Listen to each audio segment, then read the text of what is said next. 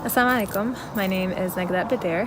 I am a high school social studies teacher in an urban school district in New Jersey, as well as the co-founder of an organization called Teaching While Muslim. So the question is, how do my roles contribute to society, and how do my roles counter Islamophobia? And so what's really cool is both of those things do a lot of that. As a teacher, I contribute to society in many ways. As a high school social studies teacher, I'm able to teach my students how to be critical thinkers, how to view the world through different perspectives, and how to think for themselves and empower themselves to be the future changers of the world. And then also as a teacher who is visibly Muslim and who's the only visibly Muslim person in an entire district, I also counter Islamophobia by existing, because it gives people space to ask questions about Islam and Muslims that they might not have the opportunity to, since they might not interact with a lot of Muslim people outside of the school district. And so because of the relationships that I have as a coworker, as a teacher, to my students and to the parents in the district, people are able to ask questions that they might not be able to outside of that.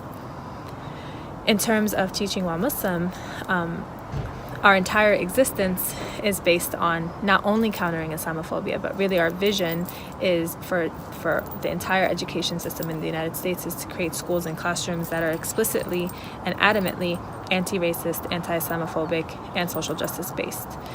So we do this at Teaching While Muslim in 3 different ways. The first way is by having a blog that amplifies the voices of Muslim educators, Muslim students, and Muslim parents within the K-12 public education system in the United States.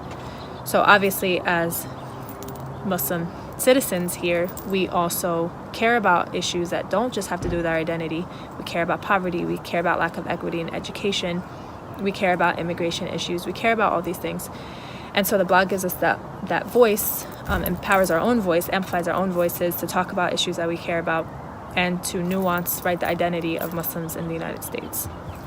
The second way that we do this is by providing professional development and workshops for educators, educating the educators to teach them how to be more culturally responsive, how to be more anti-Islamophobic, how to be aware of their implicit biases, how to be explicitly anti-racist. And we do that, being in schools, in conferences, giving workshops, and a variety of issues.